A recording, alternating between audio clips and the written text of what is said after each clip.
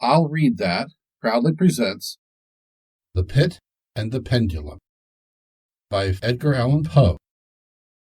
I was sick unto death with that long agony, and when they at length unbound me, and I was permitted to sit, I felt that my senses were leaving me. The sentence, the dread sentence of death, was the last of distinct accentuation which reached my ears. After that, the sound of the inquisitorial voices seemed merged in one dreamy, indeterminate hum. It conveyed to my soul the idea of revolution, perhaps from its association in fancy with the burr of a mill wheel. This only for a brief period. For presently I heard no more. Yet for a while I saw, but how terrible an exaggeration! I saw the lips of the black-robed judges. They appeared to me whiter than the sheet upon which I trace these words, and thin even to grotesqueness, thin with the intensity of their expression of firmness, of immovable resolution, of stern contempt of human torture. I saw that the decrees of what to me was fate were still issuing from those lips. I saw them writhe with a deadly locution. I saw them fashion the syllables of my name, and I shuddered because no sound succeeded. I saw, too, for a few moments of delirious horror, the soft and nearly imperceptible waving of the sable draperies which enwrapped the walls of the apartment. And then my vision fell upon the 7 fall candles upon the table. At first, they wore the aspect of charity, and seemed white, slender angels who would save me.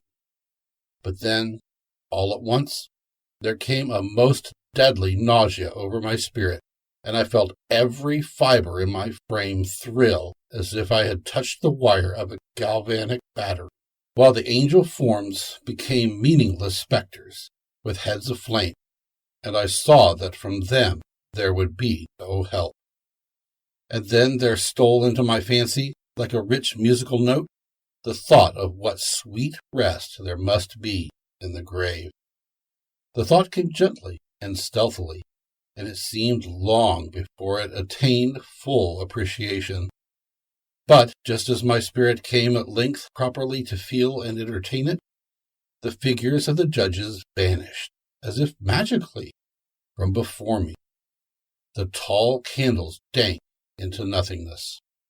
Their flames went out utterly. The blackness of darkness supervened. All sensations appeared swallowed up in a mad rushing descent, as of the soul of Hades. Then silence, and stillness, and night were the universe. I had swooned, but still will not say that all of consciousness was lost. What of it there remained, I will not attempt to define, or even to describe. Yet all was not lost. On the deepest slumber, no. In delirium, no. In a swoon, no. In death, no. Even in the grave, all is not lost. Else there is no immortality for man. Arousing from the most profound of slumbers, we break the gossamer web of some dream. Yet in a second afterward, so frail may the web have been, we remember not that we have dreamed. In the return to life from the swoon, there are 2 stages. First, that of the sense of mental or spiritual. Secondly, that of the sense of physical existence. It seems probable that if, upon reaching the second stage, we could recall the impressions of the first, we should find these impressions eloquent in memories of the gulf beyond. And that gulf is what? How at least shall we distinguish its shadows from those of the tomb? But if these impressions of what I have termed in the first stage are not, at will, recalled, yet, after long interval, go they not come unbidden, while we marvel whence they come? He who has never swooned, is not he who finds strange palaces and wildly familiar faces in coals that glow. Is not he who beholds floating in midair the sad visions that the many may not view? Is not he who ponders over the perfume of some novel flower? Is not he whose brain grows bewildered with the meaning of some musical cadence which has never before arrested his attention? Amid frequent and thoughtful endeavors to remember, amid earnest struggles to regather some token of the state of seeming nothingness into which my soul had lapsed, there have been moments when I have dreamed of success. There have been brief, very brief periods when I have conjured up remembrances which the lucid reason of a later epoch assures me could have had reference only to that condition of seeming unconsciousness. These shadows of memory tell, indistinctly, of tall figures that lifted and bore me in silence down, down, still down, till a hideous dizziness oppressed me at the mere idea of the interminableness of the descent. They tell also of a vague horror at my heart, on account of that heart's unnatural stillness. Then comes a sense of sudden motionlessness throughout all things, as if those who bore me, a ghastly train, had outrun in their descent the limits of the limitless, and paused from the wearisomeness of their toil. After this I call to mind flatness and dampness, and then all is madness, the madness of a memory which busies itself among forbidden things. Very suddenly there came back to my soul motion and sound, the tumultuous motion of the heart, and, in my ears, the sound of its beating. Then a pause in which all is blank, then again sound, and motion, and touch. A tingling sensation pervading my frame, then the mere consciousness of existence, without thought. A tingling sensation pervading my frame, then the mere consciousness of existence, without thought, a condition which lasted long. Then, very suddenly, thought, and shuddering terror, and earnest endeavor to comprehend my true state.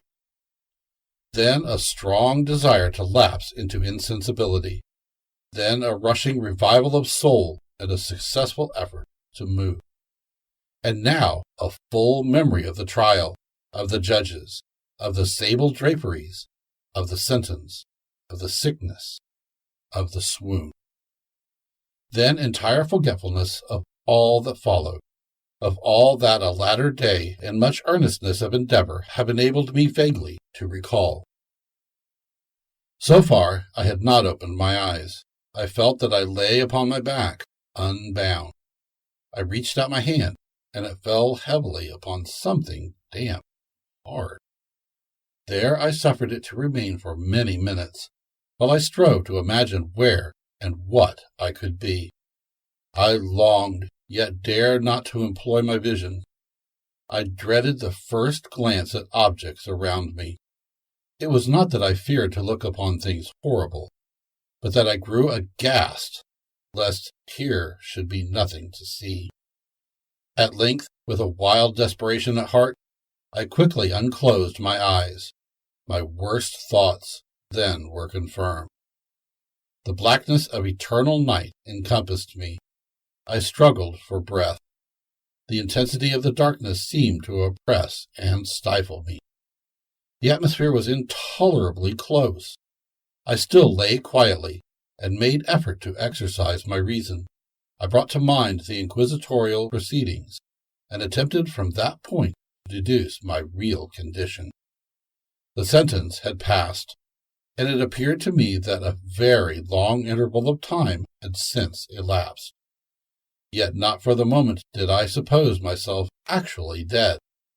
Such a supposition, notwithstanding what we read in fiction, is altogether inconsistent with real existence. But where and in what state was I? The condemned to death, I knew, perished usually as the auto da fe, and one of those had been held on the very night of the day of my trial. Had I been remanded to my dungeon, to await the next sacrifice, which would not take place for many months? This I at once saw could not be. Victims had been in immediate demand. Moreover, my dungeon, as well as all the condemned cells at Toledo, had stone floors, and light was not altogether excluded.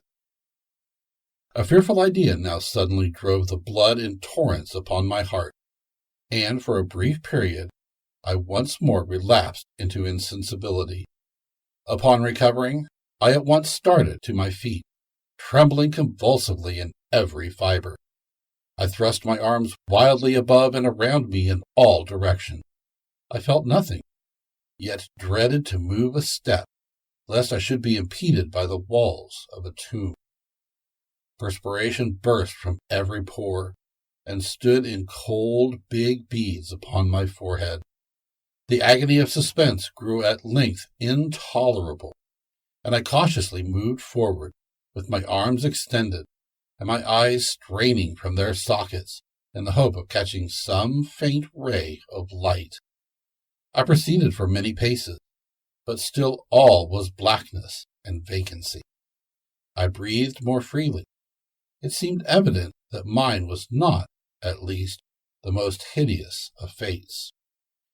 And now, as I still continued to step cautiously onward, there came thronging upon my recollection 1,000 vague rumors of the horrors of Toledo. Of the dungeons there had been strange things narrated. Fables I had always deemed them, but yet strange and too ghastly to repeat, save in a whisper.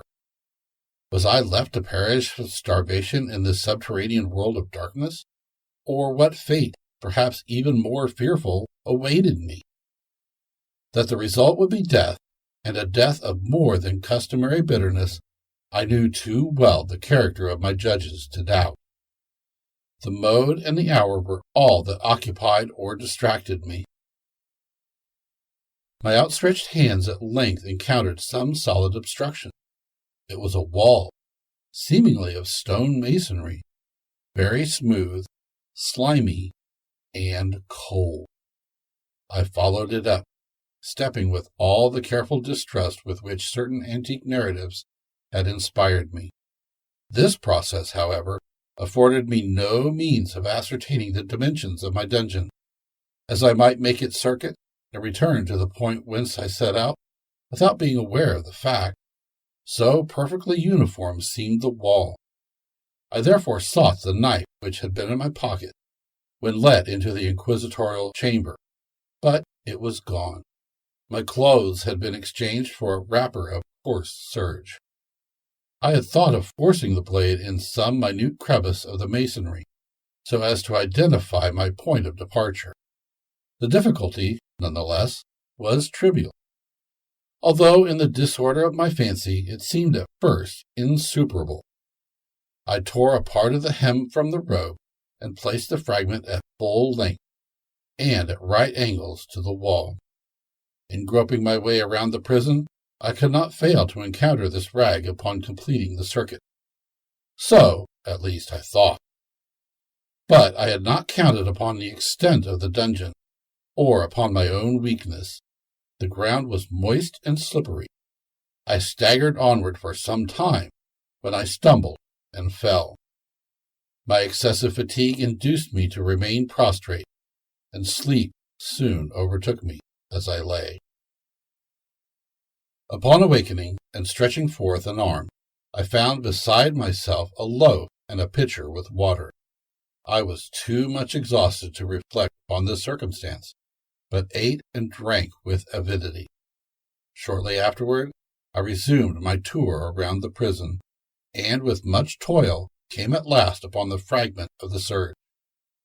Up to the period when I fell, I had counted 52 paces, and upon resuming my walk, I had counted 48 more, when I arrived at the rag. There were in all, then, 100 paces, and, admitting 2 paces to the yard, I presumed the dungeon to be 50 yards in circuit. I had met, however, with many angles in the wall, and thus I could not help supposing it to be. I had little object, certainly no hope, in these researches, but a vague curiosity prompted me to continue them. Quitting the wall, I resolved to cross the area of the enclosure. At first, I proceeded with extreme caution, for the floor, although seemingly of solid material, was treacherous with slime. At length, however, I took courage and did not hesitate to step firmly, endeavoring to cross in as direct a line as possible. I had advanced some 10 or 12 paces in this manner, when the remnant of the torn hem of my robe became entangled between my legs. I stepped on it and fell violently on my face. In the confusion attending my fall, I did not immediately apprehend a somewhat startling circumstance, which yet, in a few seconds afterward, and while I still lay prostrate, arrested my attention. It was this.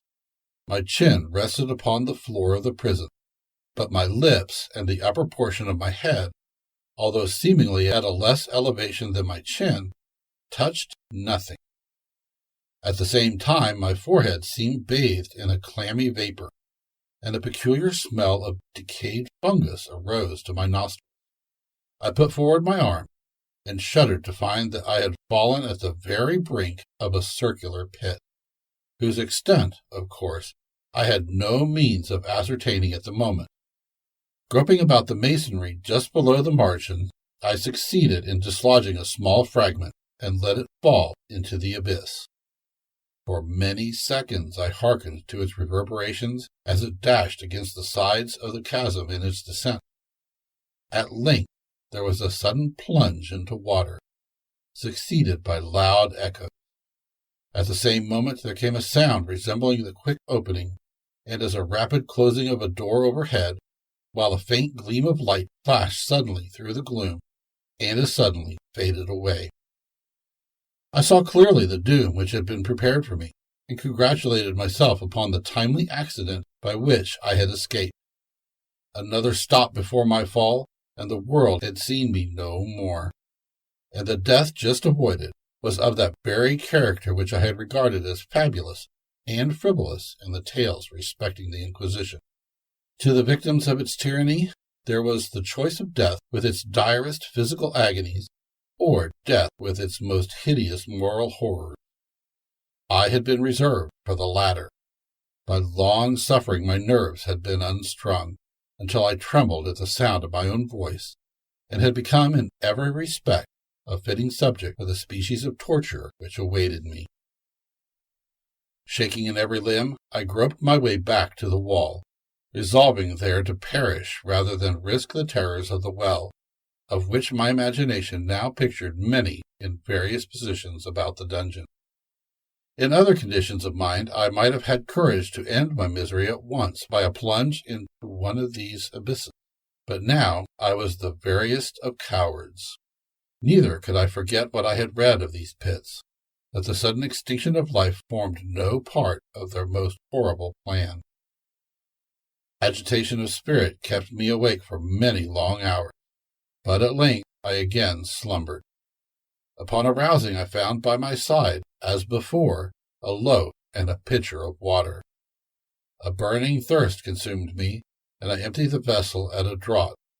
It must have been drugged, for scarcely had I drunk before I became irresistibly drowsy. A deep sleep fell upon me, a sleep that of death.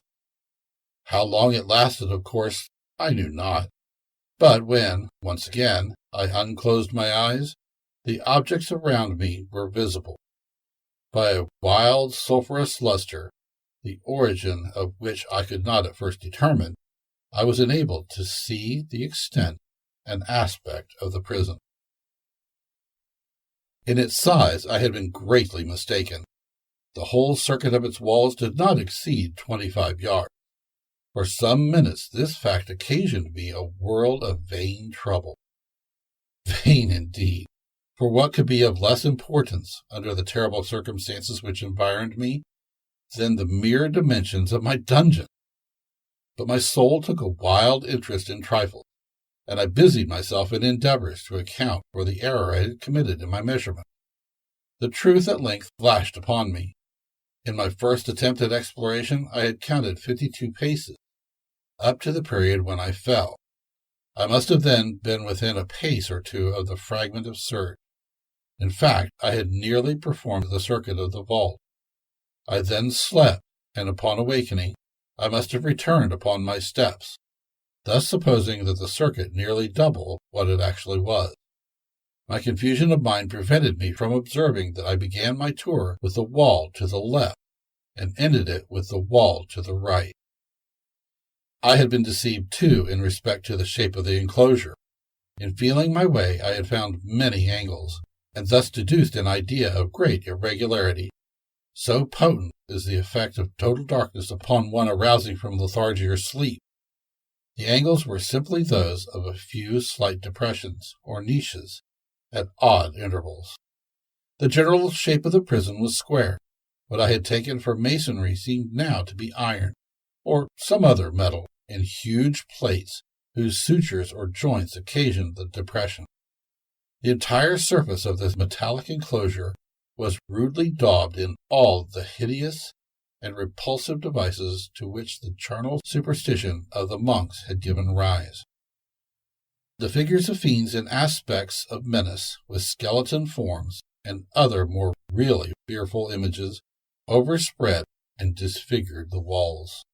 I observed that the outlines of these monstrosities were sufficiently distinct, but that the colors seemed faded and blurred, as if from the effects of a damp atmosphere.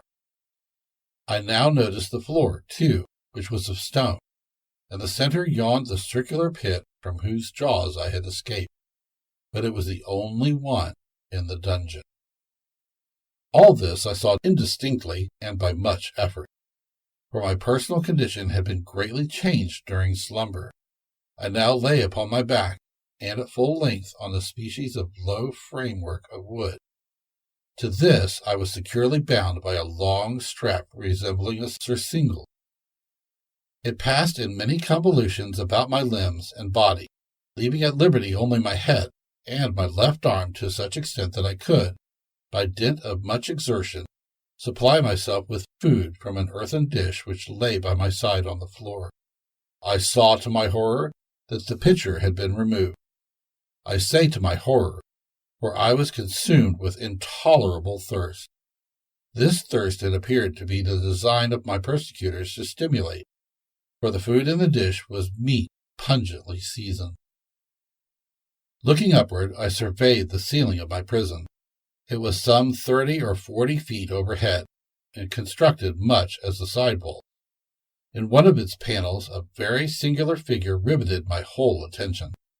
It was the painted figure of Time, as he is commonly represented, save that, in lieu of a scythe, he held what, at a casual glance, I supposed to be the pictured image of a huge pendulum, such as we see on antique clocks.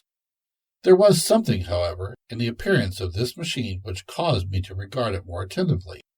When I gazed directly upward at it, for its position was immediately over my own, I fancied that I saw it in motion. In an instant afterward the fancy was confirmed. Its sweep was brief and, of course, slow. I watched it for some minutes, somewhat in fear, but more in wonder. Wearied at length with observing its dull movement, I turned my eyes upon the other objects in the cell. A slight noise attracted my notice, and, looking to the floor, I saw several enormous rats traversing it. They had issued from the well, which lay just within view to my right. Even then, while I gazed, they came up in troops, hurriedly, with ravenous eyes, allured by the scent of the meat. From this it required much effort and attention to scare them away. It might have been half an hour, perhaps even an hour, for I could take but imperfect note of time, before I again cast my eyes upward. What I then saw confounded and amazed me.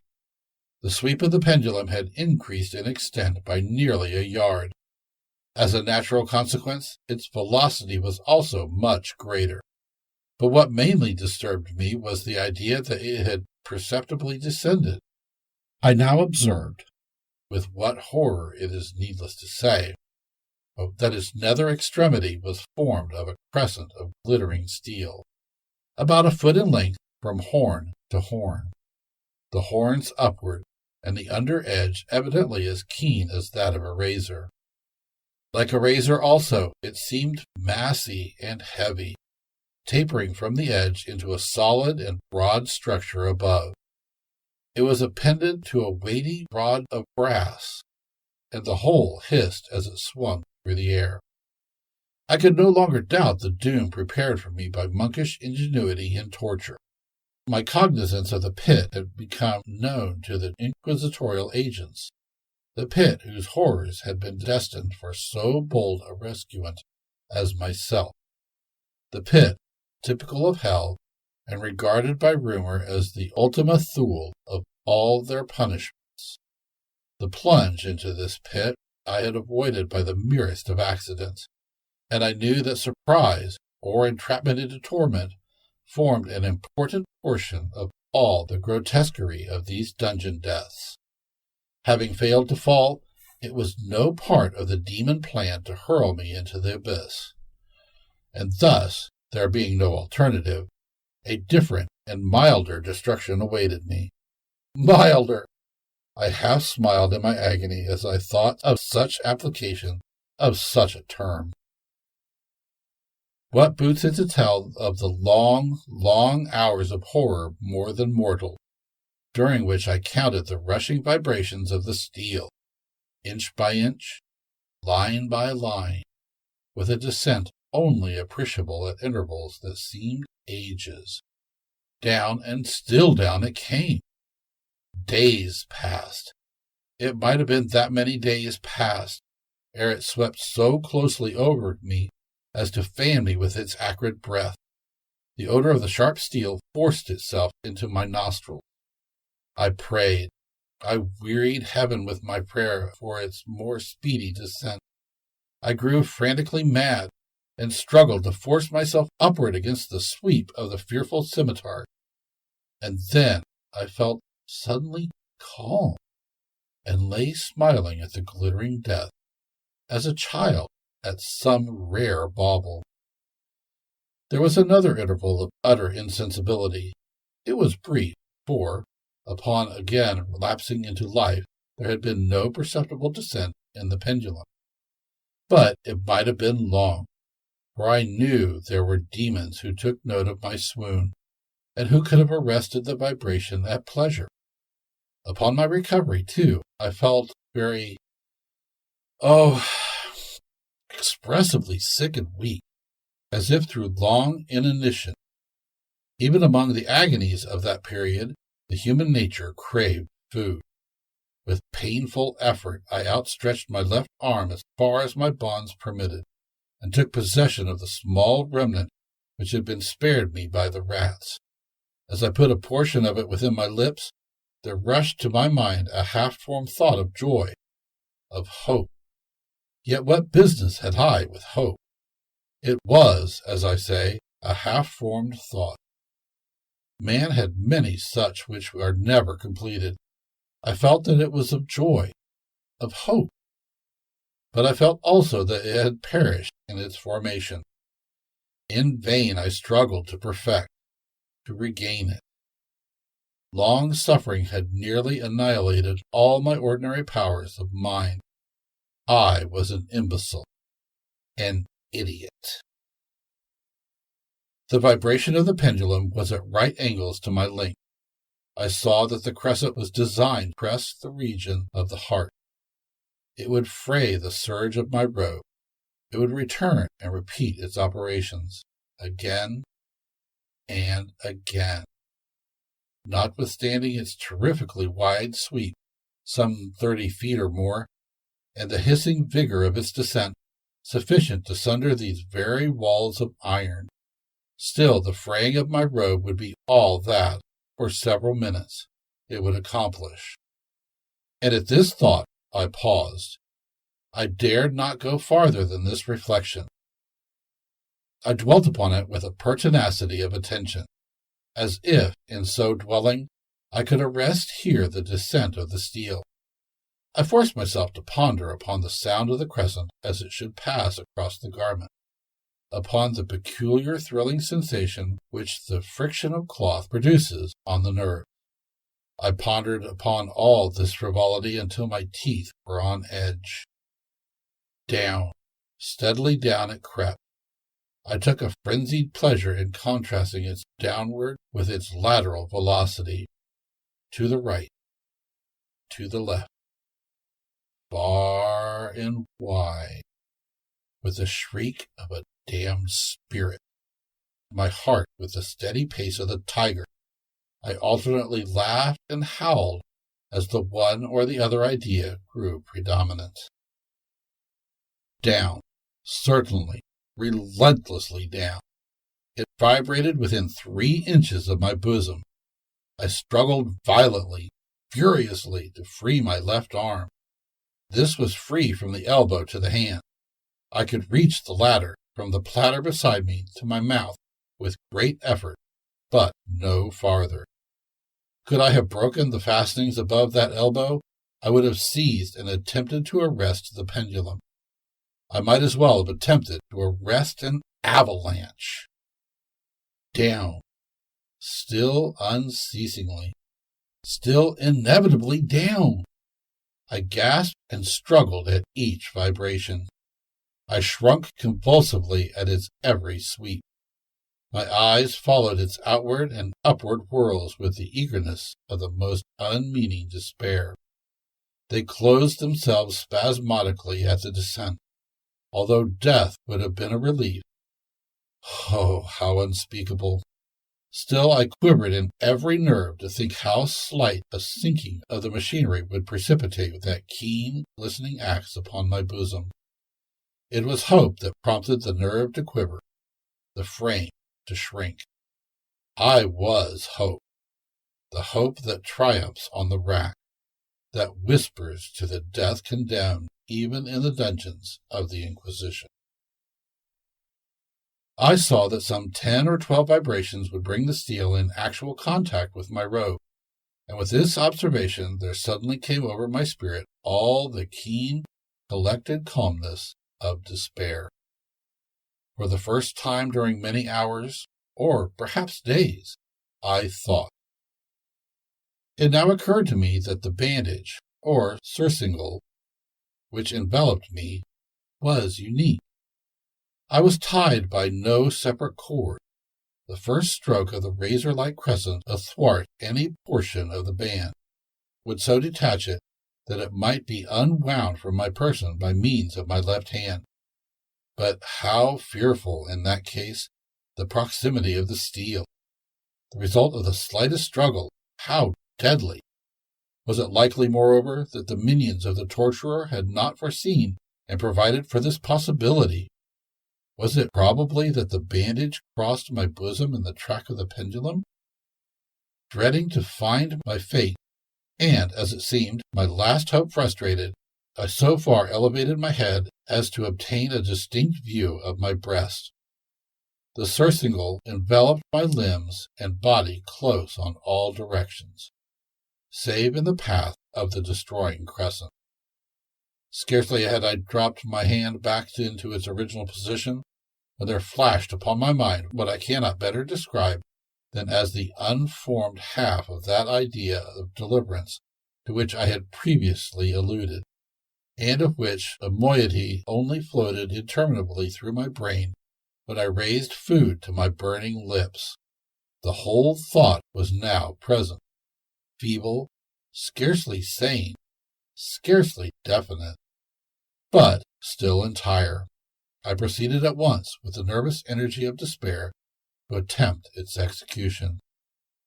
For many hours the immediate vicinity of the low framework upon which I lay had been literally swarming with rats. They were wild, bold, ravenous. Their red eyes glared upon me as if they waited but for motionlessness on my part to make me their prey. To what food, I thought, have they been accustomed in the well? They had devoured, in spite of all my efforts to prevent them, all but a small remnant of the contents of the dish.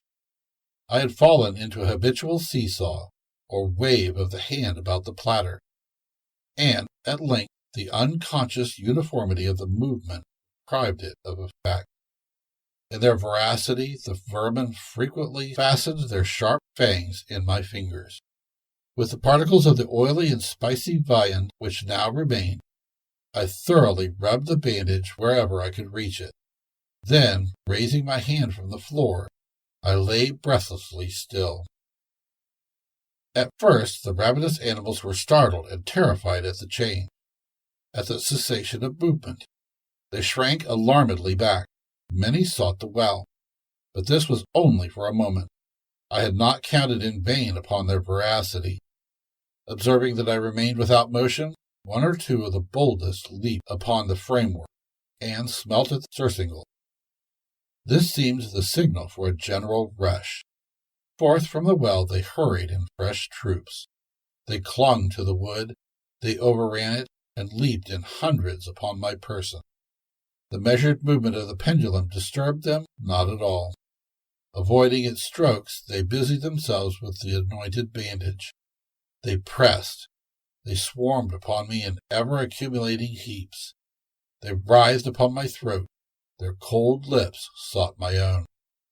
I was half stifled by their thronging pressure. Disgust, for which the world had no name, swelled my bosom, and chilled with a heavy clamminess my heart. Yet 1 minute, and I felt that the struggle would be over. Plainly I perceived the loosening of the bandage. I knew that in more than one place it must be already severed. With a more than human resolution, I lay still. Nor had I erred in my calculation, nor had I endured in vain. I at length felt that I was free. The surcingle hung in ribands from my body, but the stroke of the pendulum already pressed upon my bosom.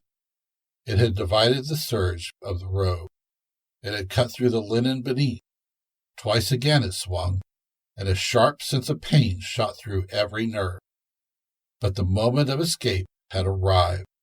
At a wave of my hand, my deliverers hurried tumultuously away. With a steady movement, cautious, sidelong, shrinking, and slow, I slid from the embrace of the bandage and beyond the reach of the scimitar. For the moment, at least, I was free. Free! And in the grasp of the Inquisition. I had scarcely stepped from my wooden bed of horror upon the stone floor of the prison when the motion of the hellish machine ceased, and I beheld it drawn up by some invisible force through the ceiling. This was a lesson which I took desperately to heart. My every motion was undoubtedly watched. Free! I had but escaped death in one form of agony, to be delivered unto worse than death in some other. With that thought I rolled my eyes nervously around on the barriers of iron that hemmed me in. Something unusual, some change which, at first, I could not appreciate distinctly. It was obvious, had taken place in the apartment. For many minutes of a dreamy and trembling abstraction, I busied myself in vain, unconnected conjecture. During this period I became aware, for the first time, of the origin of the sulphurous light which illuminated the cell.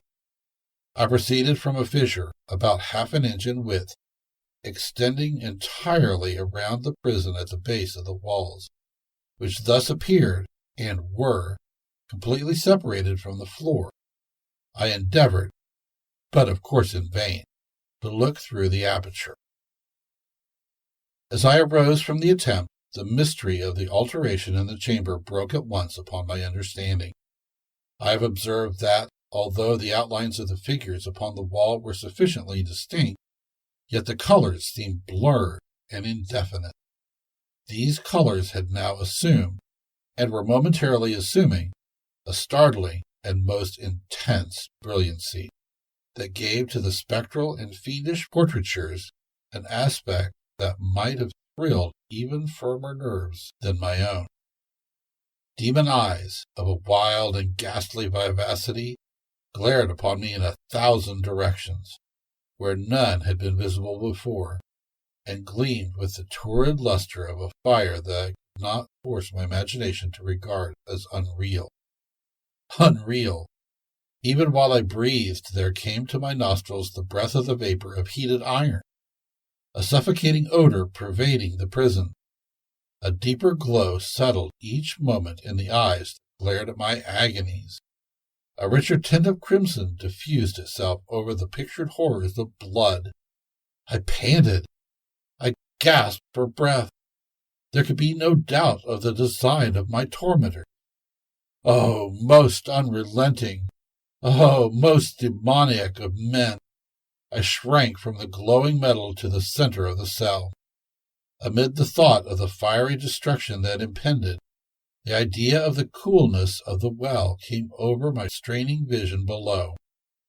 The glare from the enkindled roof illuminated its inmost recesses. Yet, for a wild moment, did my spirit refuse to comprehend the meaning of what I saw. At length, if forced, it wrestled its way into my soul. It burned itself in upon my shuddering reason. Oh, for a voice to speak! Oh, horror! Oh, any horror but this! With a shriek, I rushed from the margin and buried my face into my hands, weeping bitterly. The heat rapidly increased, and once again I looked up, shuddering as if with a fit of the ague. There had been a second change in the cell, and now the change was obviously in the form. As before, it was in vain that I, at first, endeavored to appreciate or understand what was taking place. But not long was I left in doubt. The inquisitorial vengeance had been hurried by my twofold escape, and there was to be no more dallying with the king of terrors. The room had been square. I saw that 2 of its iron angles were now acute, 2 consequently obtuse. The fearful difference quickly increased with a low rumbling or moaning sound. In an instant the apartment had shifted its form into that of a lozenge. But the alteration stopped not here. I neither hoped nor desired it to stop. I could have clasped the red walls to my bosom as a garment of eternal peace. Death, I said, any death but that of the pit. Fool! Might I have not known that into the pit was the object of the burning iron to urge me? Could I resist its glow? Or, if even that, could I withstand its pressure? And now, flatter and flatter grew the lozenge, with a rapidity that left me no time for contemplation. Its center, and of course its greatest width, came just over the yawning gulf. I shrank back, but the closing walls pressed me resistlessly onward. At length, for my seared and writhing body, there was no longer an inch of foothold on the firm floor of the prison. I struggled no more, but the agony of my soul found vent in one loud, long, and final scream of despair. I felt that I tottered upon the brink. I averted my eyes. There was a discordant hum of human voices. There was a loud blast as of many trumpets. There was a harsh grating as of 1,000 thunders. The fiery walls rushed back. An outstretched arm caught my own as I fell, fainting, into the abyss. It was that of General Lassalle. The French army had entered Toledo. The Inquisition was in the hands of its enemies.